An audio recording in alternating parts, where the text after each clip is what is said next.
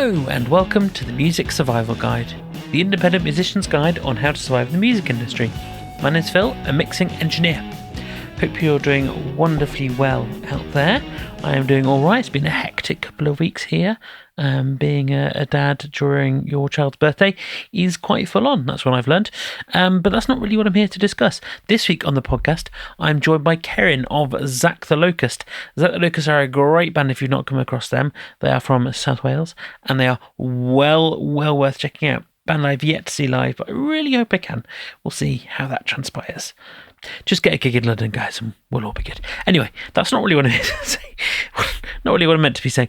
So this week we're talking about things like working with band management, balancing being in a band and family life and how that kind of works and is quite challenging, and taking criticism well, the importance of being able to do that. And I'm going to stop nattering on to just say, on with the interview.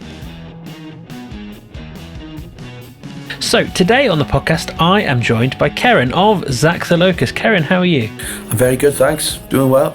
And I'm pronouncing that right, aren't I, Keryn? It is Keryn, yeah. Yeah, a lot of people get it wrong, but it is. That's right.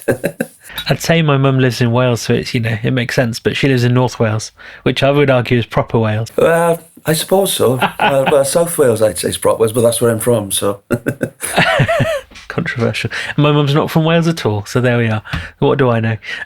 So my first question, as always, is from an online random question generator, and my question to you is a very interesting one. What is your favourite spot in your home? My favourite spot in my home is probably my bed, because I'm lazy, and it's comfy, and I can get a bit of peace and quiet there.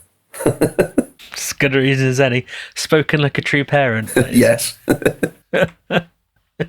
So my first, I guess, real question for you is, how did you get into music in the first place? I first got into music when I think I was either around 11 or 12 years old.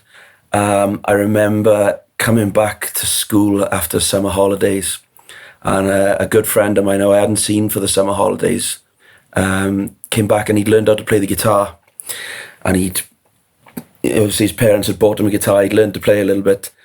And when he brought it into school, I think it was like when we used to have sort of, I don't know if it's called show and tell or something like that, but he brought it in and he just seemed to have everybody around him, especially all the girls. So it was like, oh, right, okay, that's how it works. You have to play an instrument to be cool. And I think I was very much into sport at that age. I played rugby and football, swimming, karate, everything else. So I didn't really have a lot of time for music. But when that happened, yeah, I sort of thought I'll give that a go, and had some guitar lessons from like a local guitar tutor, and then sort of got into listening to music more because I didn't really know. Because the guitar tutor said to me, what sort of music do you like? And I was like, well, I don't really know, to be honest with you. So just whatever my friends were listening to. But I mean the first two CDs, I'm showing my age now, that I ever bought was Dookie by Green Day. And something that people who listen to us might not think has influenced me, but was definitely Maybe by Oasis. They were the first two CDs I ever bought, and two completely different sounding bands, obviously. But yeah, I was hooked, and that was how I got into music. And from there, I mean, yeah, it just opened up a whole new world to me. It's a better first CD than me, because I'm embarrassed to admit my first CD was Coldplay X and Y. All right, okay. Oh no. No, I won't say anything about that. No one needs to know.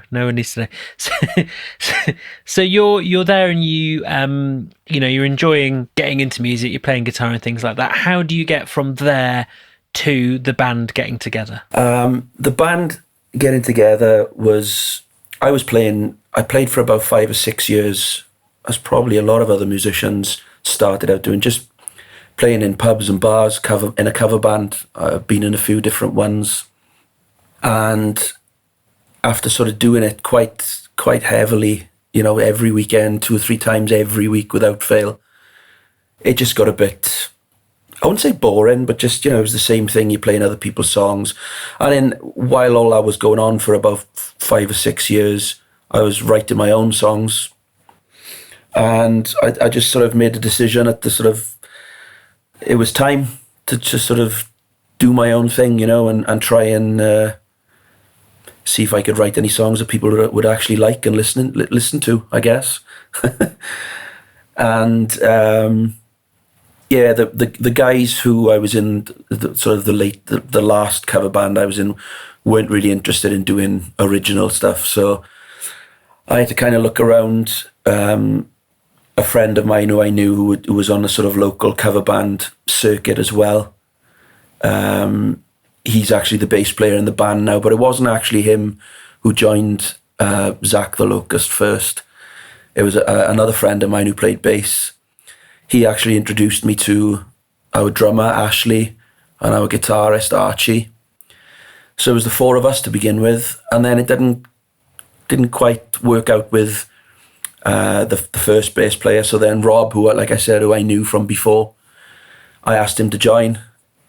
And then, it was the four of us for a while. And then Corey, our singer, joined at the beginning of last year.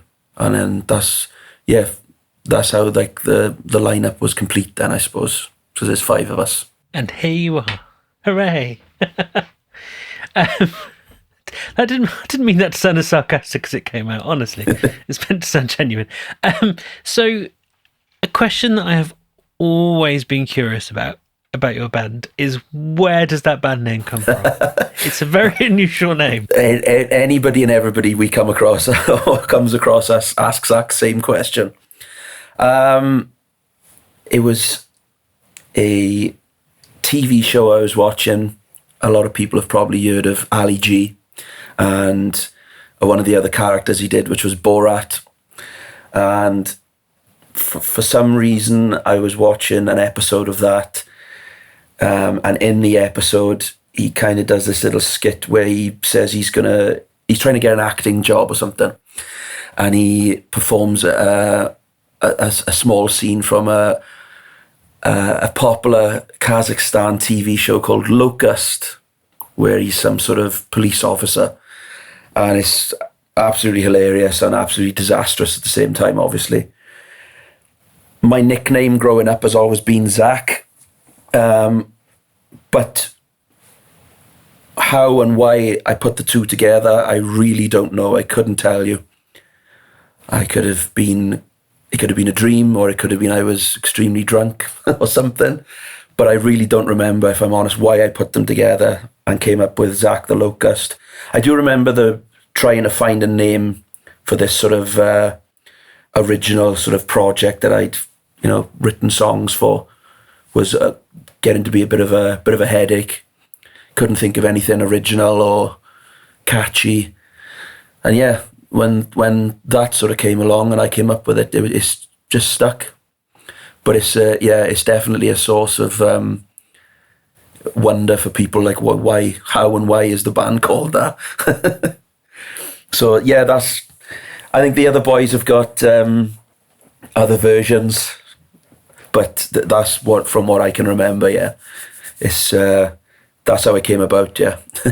Fair enough. And now it's on the podcast. That's the definitive version. That's that. Yeah. It's just a fact now. Fair enough. So what was your first gig like as a band? Was it successful? Was it disastrous? How did it go? Our very first gig was, I'll tell you about the first 2 gigs we did, because we did 2 gigs and then we didn't do another one for a while, because life kind of got in the way, work and having children and stuff. But we did 2 gigs. Our very, very first gig was not brilliant. There wasn't a lot of people there. It was kind of like a band showcase for a small record label that like an independent, very small independent Welsh record label we had signed to. And it was one of those gigs. It was pretty much bands watching bands, because there was about 5 bands on the bill. And we've come to learn now that they're kind of the worst kind of gigs you can do, because especially, we were playing last as well, and a lot of the other bands had sort of played, and left, so there wasn't a lot of people around for the first gig. It went well. We played quite well, but yeah, unfortunately, it wasn't. There wasn't a lot of feedback because there wasn't a lot of people there. But we did a second gig. The reason I was going to tell you about the second gig is because we played a week later at another venue that wasn't too far away from the first one. But we were actually supporting, we were the support act for a Foo Fighters tribute band that are from Wales called the Foos Fighters. And that gig was sold out. There was about 250 people there. And everybody, we played, again, we'd rehearsed the set. We were going to play sort of a half-hour set quite sort of rigorously and got it in shape and, got it very well rehearsed and went down an absolute storm.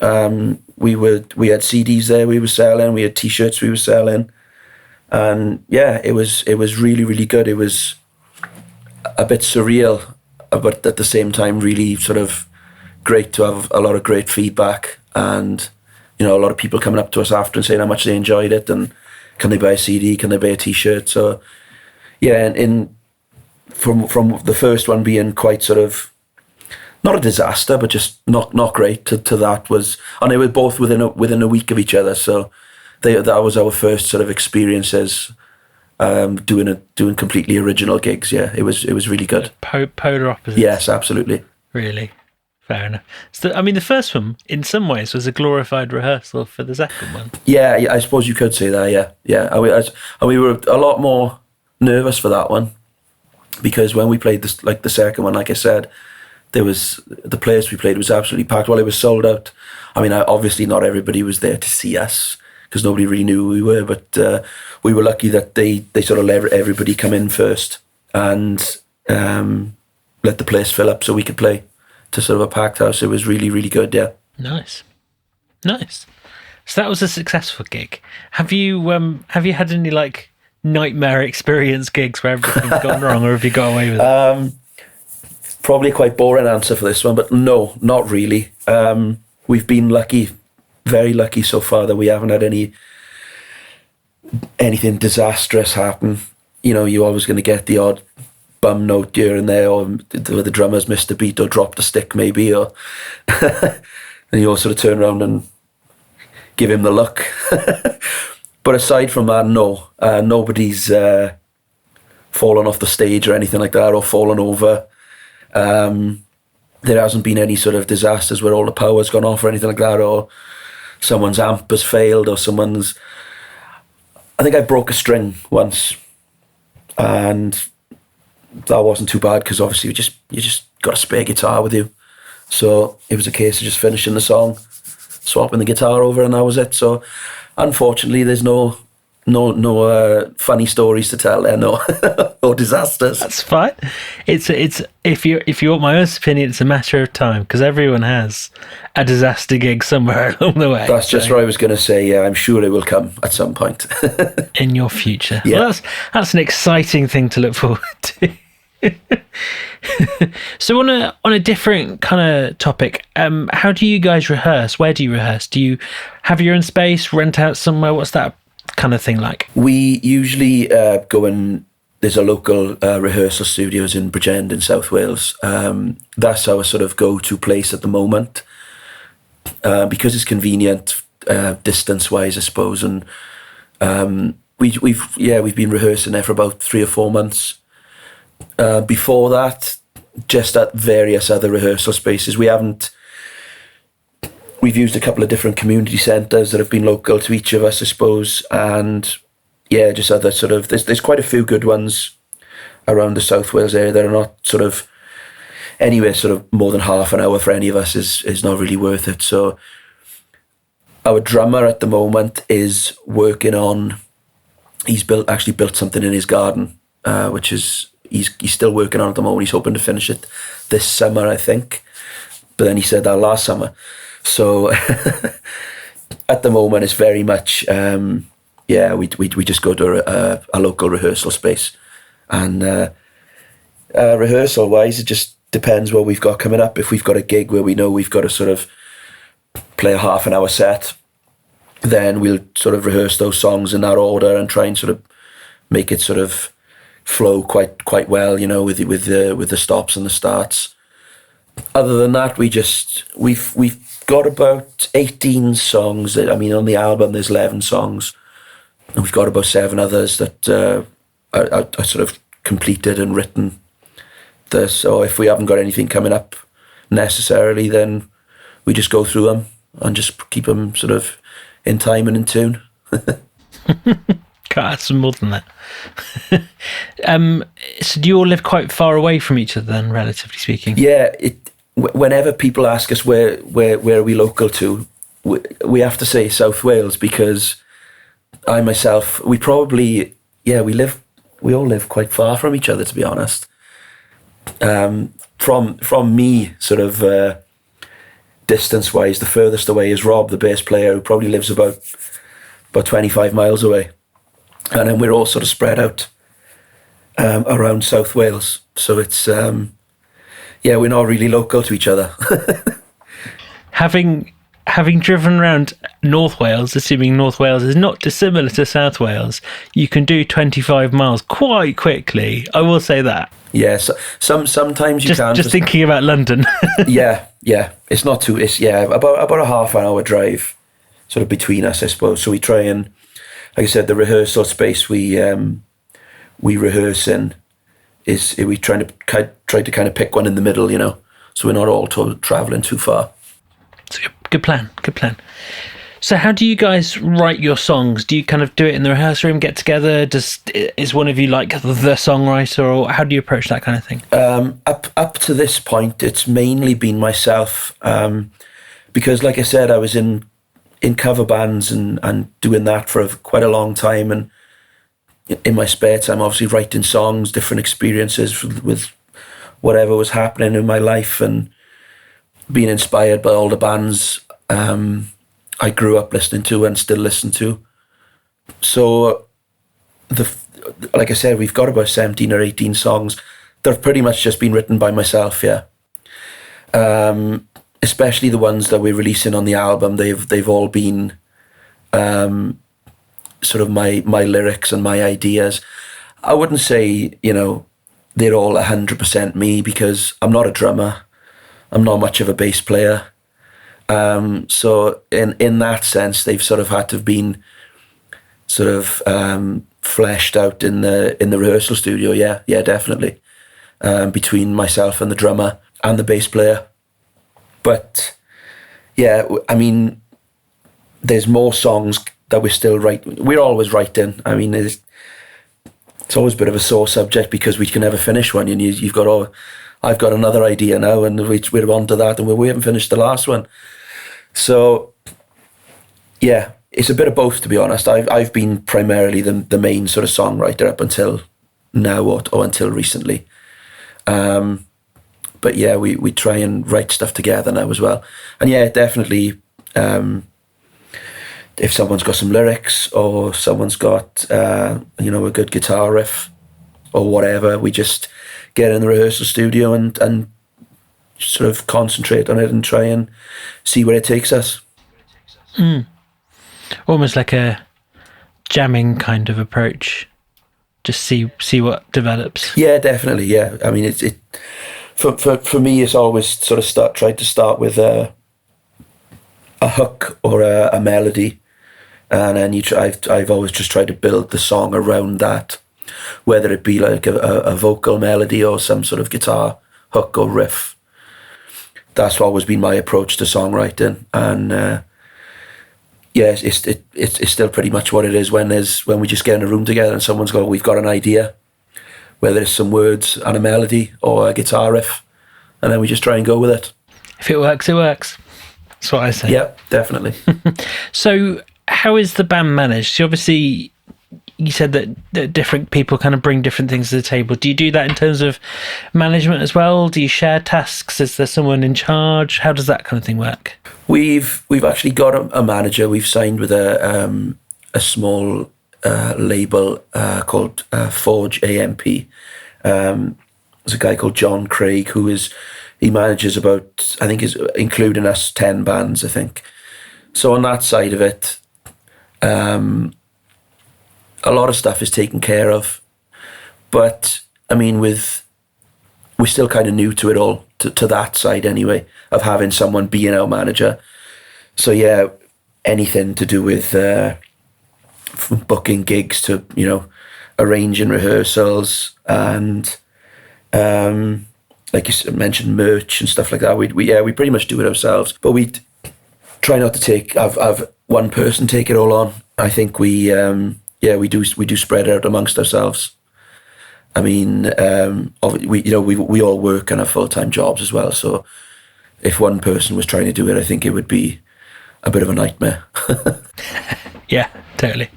I've actually interviewed your manager on this podcast. Oh, of course, yeah. He did mention he knows. Two or 3 years ago? I can't remember. It might have been. We've known John for since before Christmas, because I think he was out of the game a bit for about a year or so maybe, and yeah, we were looking for someone who could help us, and yeah, so far he's been a really big help. Yeah, he's a great guy and got a lot of experience and a lot of knowledge, and yeah, we're hoping that it can he can put us in some places that'll get us somewhere, definitely. Yeah. Totally. I've actually he did a sort of YouTube podcast called The Scouser and the Scot. Don't know if you came across that. Yes, yeah. With Ian from King Voodoo. I was actually on one of those. That was now quite a long time ago. I think in the midst of the pandemic, to be honest with you. Yeah, some point in the last 4 years, you know, that kind of mysterious block of time that I can't really define. But there we go. So on a similar note, how are the band finances managed? Do you have a pot that you'll kind of check into as you need, or how does that kind of work? Basically, yes. We put some money. We all sort of put some money in on a monthly basis, and we kind of still do a few. Or like I mentioned before, sort of cover gigs here and there, because as you know, and a lot of other people know, you know, doing original music, it doesn't pay so well. You know, you're just trying to do it for the exposure and to try and get people to know who you are and to listen to and hopefully like your music and like the band and show interest in the band. So we still try and do some whatever you want to call them, pub or club gigs here and there. And we try and get a bit of money behind us that way as well. But yeah, it's just we try and split it equally and put as much as we can in, because as anybody will know, you know, there's a lot of costs involved, whether it's you know, putting petrol in the van, or if there's new gear needed, recording. It all costs a bit of money. So it's we try and save a bit every month between the five of us. Yeah, it's a difficult thing for more. I was going to say more or less everyone. Most bands certainly is kind of getting the money that you need to do a band properly. Yeah, absolutely. And I think you're probably going about it the best way that's possible, if I'm really honest.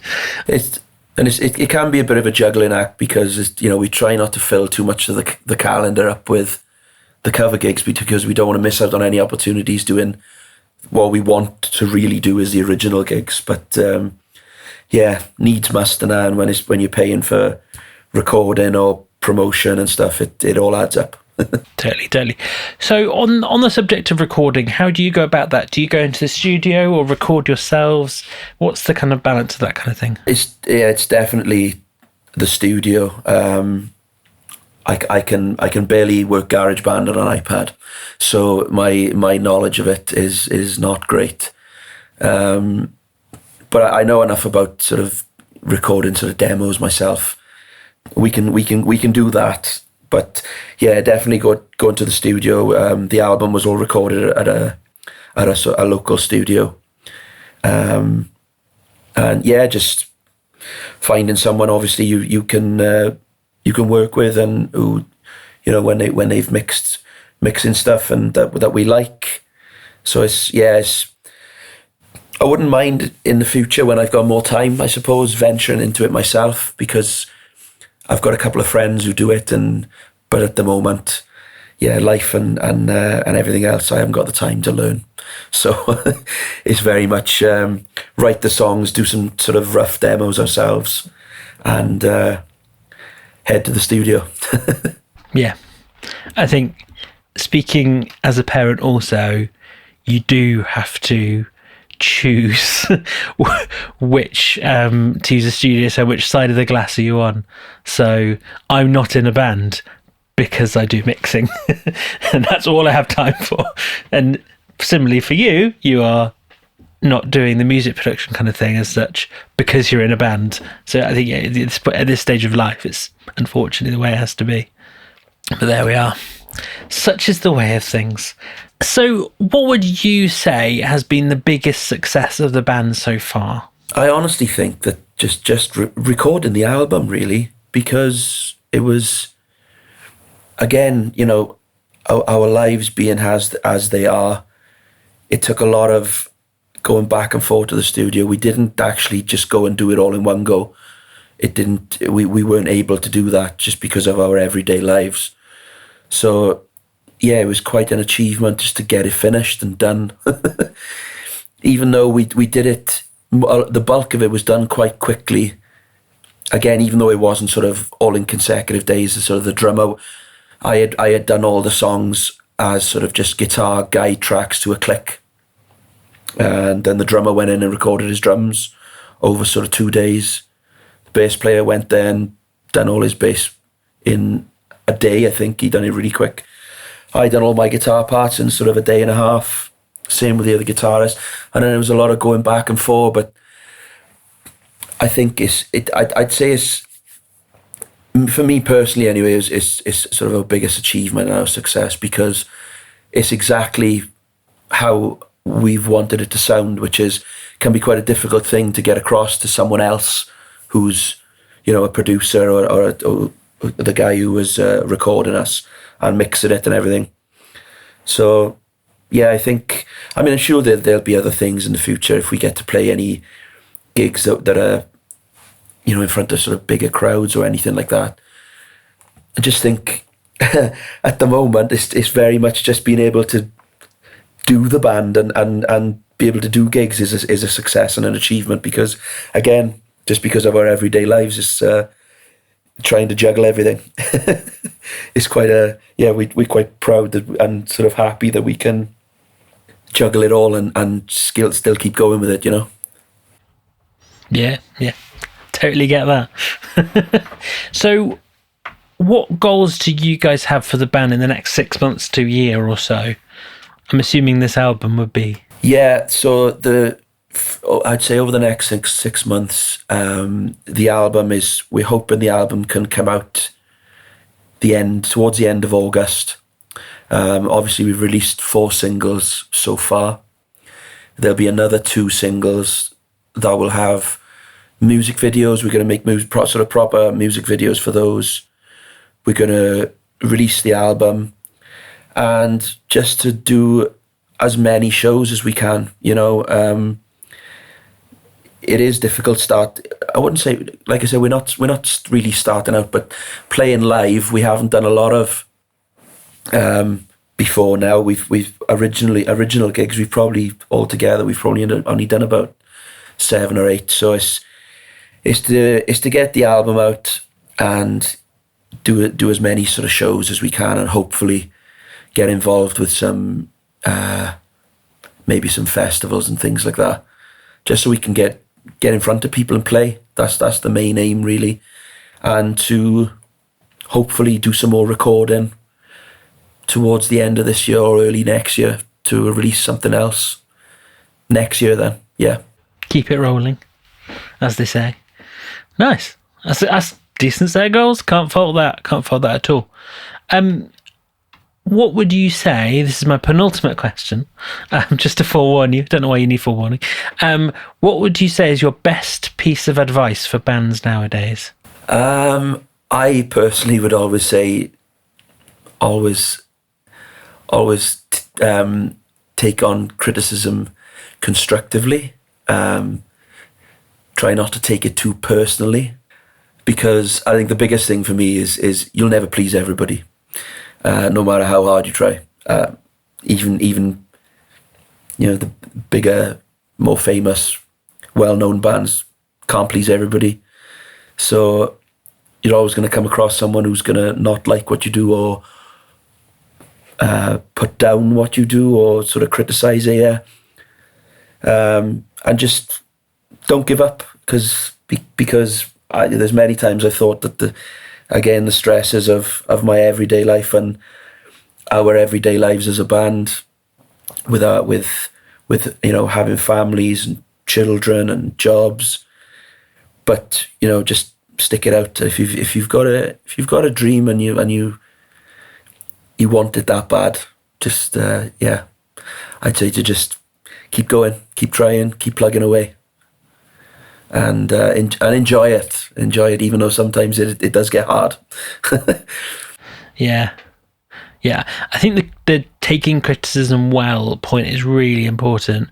There's too many people who, when they get some form of criticism, be it put well or not put well, kind of can immediately go, well, you're saying that against me, not against, I don't know, whatever it is you're talking about. Yeah, absolutely. Because you'll never please everybody, and when we write songs, we think they're the greatest songs in the world because we've written them, and then especially when it's quite a sort of a magical thing to me anyway, that you can write. I've written songs, and you go and record them, and you hear them played back through your big speakers, or listen to them in the car or whatever, and it's like, wow, this is really, really good. I'm quite sort of proud of myself, and and then when other people listen to them, some people would prefer others, and the songs maybe that you thought were your favourites, or you thought, oh, these are gonna do really well, or they're gonna be really popular. People like the complete opposite. Oh, I'm not too fussed on that one, I like this one instead. So there's a lot of that as well, and it just you can't please everybody, and you've just got to, like you said, taking criticism well and not taking it too much to heart, and using it is a big thing as well, to sort of listen to people with experience is a big thing for me as well. People who've been in the game a long time and who've got a lot of knowledge or experience in the music business. Always try and listen to those people, because I think us trying to do it as a new band, it's always good to listen to people with experience, definitely. Totally. So my final question, not really a question, but my final thing is, to close out the podcast, I'd like to ask for your favourite song from the band, which we can play at the end of the episode. I'm assuming that this will be a track that is released, so might not necessarily be your favourite anymore, but which song is it and why? I'm going to choose, it was our second single that we released back in October last year, I think, or November. It's called Hold On. It was written during, I wrote the lyrics for that song during the pandemic, when everything was in lockdown. We were all locked inside. A very frustrating time for the whole world. But at the same time, it was kind of a, hold on, things can get better.